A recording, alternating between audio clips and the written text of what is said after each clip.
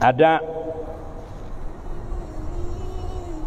cerita daripada yang real, yang nyata, yang memang di kehidupan kita.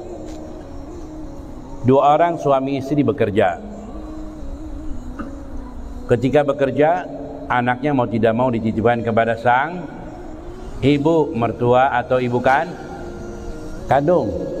Ya, zaman sudah menuntut, istri pun ikut bekerja, mau tidak mau anak menjadi korban, harus ditinggalkan. Dengan siapa? Dengan pembantu. Maka siap-siaplah mendengar anak berbicara dengan bahasa pembantu. Apa bahasa pembantu? Bahasa yang memang tidak mengarahkan bakti kepada orang tua, jauh dari orang tua. Ceritanya, kedua suami istri ini kerja dan di rumahnya ada pembantu. Tapi mengambil pembantu, ada yang khianat, ada yang mencuri. Akhirnya keduanya sepakat bagaimana kalau kita panggil ibu dari kampung. Baik, sudah. Maka datanglah keduanya kepada ibu suami ini dan mengatakan, ibu, kami ingin keberkahan rumah kami, agar rumah kami datangi oleh ibu, dapat berkahnya. Maka sang ibu dengan gembira menjawab iya dan bercerita kepada tetangganya, alhamdulillah, anak saya tidak lupa kepada saya, ingin membawa saya ke kota, kata sang ibu. Dia tidak tahu akan menjadi korbannya. Ingin datang ke kota. Maka dia dengan senang bangga berpamitan kepada tetangganya, ingin berangkat ke kota. Hari pertama, mantunya yang perempuan ini terikut kerja dengan ibunya di dapur. Hari kedua karena masih cuti. Hari kedua, ibu, saya mau keluar sebentarannya, nanti balik lagi. Keluar sebentar, balik lagi. Ibu, masalah akan terlambat sedikit, saya ada urusan sedikit, terlambat. Lambat laun mulai si ibu mengurus anak dan rumah sendiri. Ibunya baru sadar, oh ternyata bukan dibawa untuk dijadikan ibu, dijadikan sebagai pembantu. Itulah hadis Nabi Muhammad, antalidal amatu rabbataha. Nanti orang-orang umatku akan melahirkan tuannya, si ibu jadi pembantu, tanpa gaji, tanpa cuti, dan tanpa pensiun dini, nggak ada. Udah ngurus anaknya, cucunya pun ikut-ikutan. Nenek, saya mau pergi dulu sebentar ya, ini titipnya. Baik cucuku, baik, saya terima dengan senang hati. Padahal ngurus anak aja susah. Ngurus anak aja sudah ngusap dadanya tiap hari. Anak saya nggak ngerti, sekarang ngurus cucu dengan senang hati. Ya, saya suka ngurus cucu. Masya Allah, cicitnya sekalian sudah. Mau mati pun ibu saya nitip ini anak. Itulah keluarga yang tidak mengenal keagungan orang tua. Kejadiannya sama. Orang tua yang sudah umur 70 tahun datang ke rumah saya.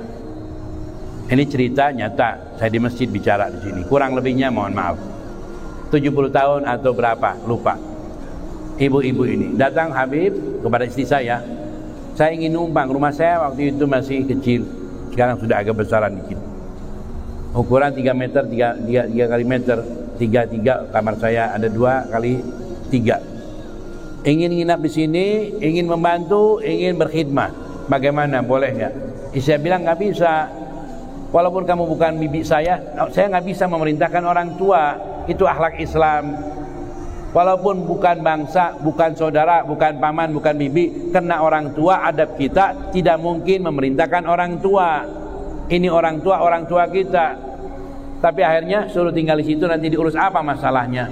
Anak saya setelah meninggal, ini ceritanya dia nih perempuan. Anak saya setelah meninggal suami saya, rumah itu minta dijual. Anak yang paling kecil, ibu tolong jual, ini warisan ayah, saya ingin modal untuk kerja.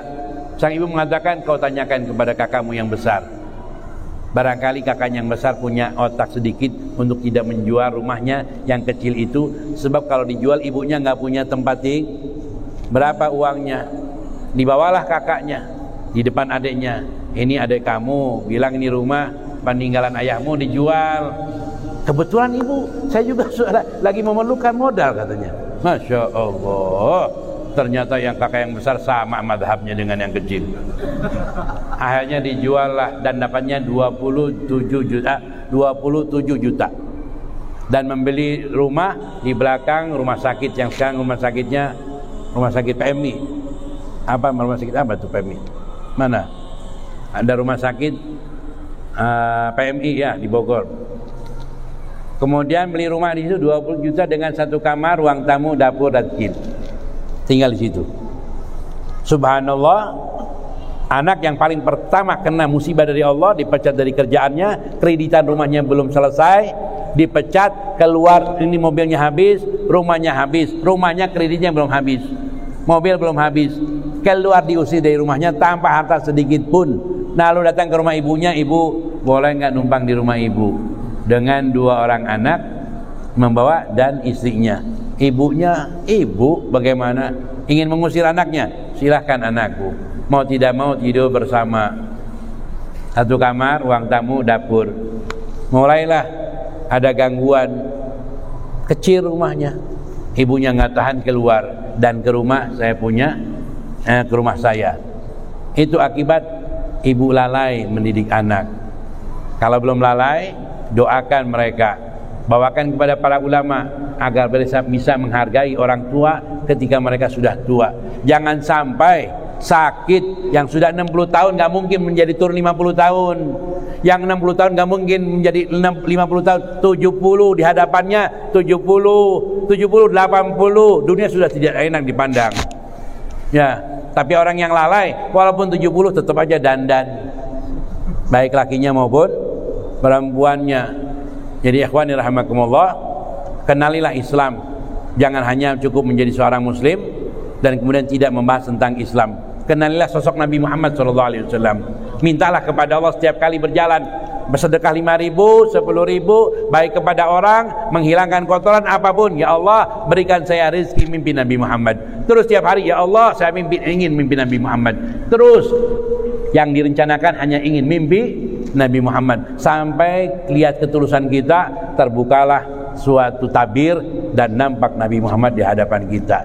Setelah itu sudah, itu janji Allah dan Rasulnya, di akhirat dia akan ketemu dengan Rasulullah.